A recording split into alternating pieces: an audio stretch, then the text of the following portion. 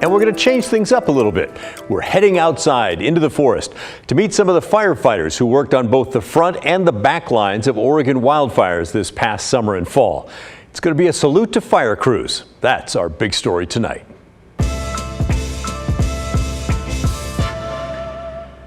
As the rains of November fall over Oregon and Southwest Washington, the wildfire season is finally over.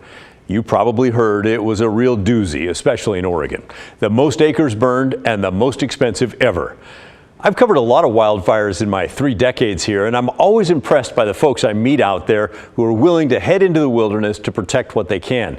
They're women and men who really care about the people and the land in this beautiful state that we live in. Normally, though, we don't get the time to get to know them. But this year, we tried something different, and we set out to connect even before the season began.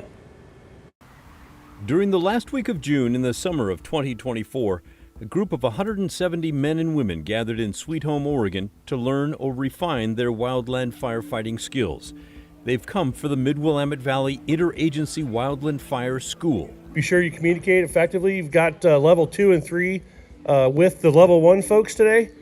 So they're going to help you get through this certification process for you, become firefighters. They don't know it yet, but they are preparing for a huge fire season, a year where flames will scorch and destroy more territory than ever recorded in Oregon, nearly 2 million acres. It's 3,000 square miles, roughly the size of the state of Delaware. The cost of keeping the flames from spreading even farther would top out at a record $260 million.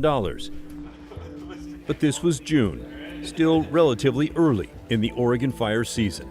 You can see that in some of those yellow flame-resistant shirts, still bright and clean. That will change soon enough. I'd say they have a good chance of seeing fire this summer. For some of the firefighters here, this calling runs in the family. My mom, my dad, and my sisters both, they've all fought fire, been a part of the fire scene. I grew up around it. Brian Daly is from Springfield. He studies welding in college. During the summer, he's ready to work outdoors. Yeah, there's always been in the back of my head that calling to natural resources. Eric Ryan is back for a second year. He worked last summer with a crew near the town of Sisters. So I have both of my parents have been in fire for quite a while. My dad's worked for the Forest Service, and my mom used to work down in California for CAL FIRE, which is the state fire agency. Others just love being outside. McKenna Armentrout is a veteran of fires. This is her 5th season. She grew up in Klamath Falls.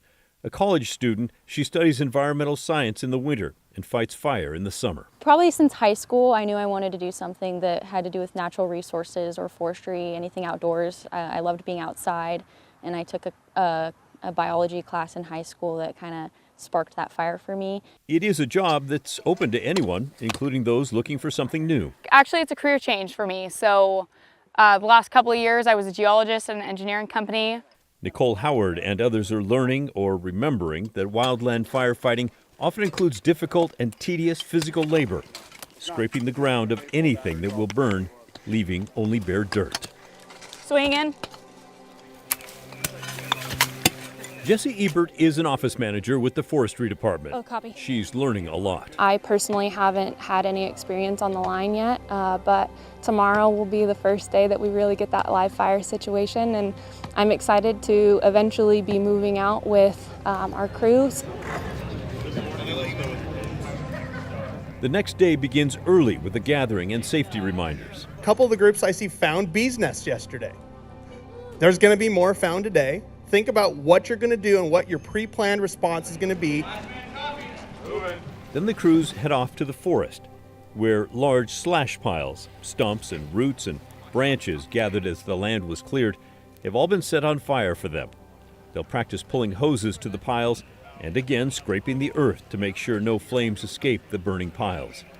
The smoke, at times, is everywhere. It signals to firefighters arriving by bus that they are getting close. Well, when we're coming up on our way here, you could slowly start to smell more of the smoke, and then got off, just watching all this burning up, getting excited, ready to go.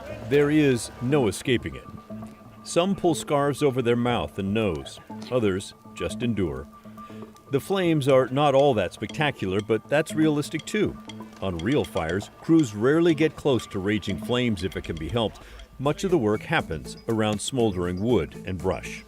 Still, Eric Ryan says it's good to get out of the classroom. It's been awesome. I've been having a blast so far. McKenna Armentrout, with her 5 years experience, is now working on a new skill this year, being a public information officer. If this was a real fire, I would probably be telling you that we have crews working on it.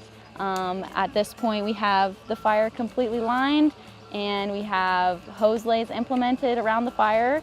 Months later, as Oregon's wildfire season raged, we caught up with McKenna as she worked fires near the town of Long Creek in northeast Oregon.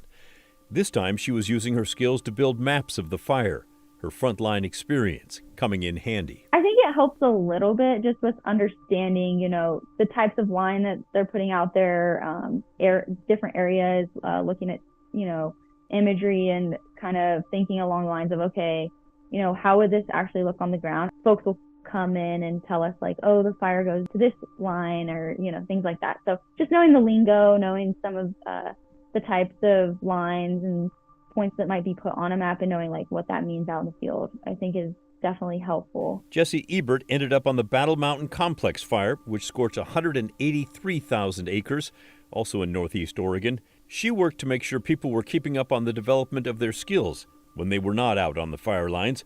It would allow them to advance to another job within this fire team or on the next one. I think my favorite part about this particular position is I love people so much. And so learning about what makes them tick and what their goals are to accomplish, while also being able to help, work on a fire and make sure that we are protecting those people, property, and resources it's a really special thing. And it just makes me smile. So I feel very lucky to be in this particular role, but we also take it very seriously and know that this is not a fun time for folks, and we want to make sure that we're respecting that as well and providing that comfort to communities. The 2024 Oregon fire season is over now. At one point, 12,000 men and women fought wildfires here, and while a record number of acres did burn, without their effort, the numbers certainly would have been higher. So thank you to all the frontline firefighters who breathed smoke and braved the rough conditions, and all those others who helped support them with logistics, food, showers, and more. We all appreciate your efforts, and rest up now in the winter. I think we're going to need you again next year.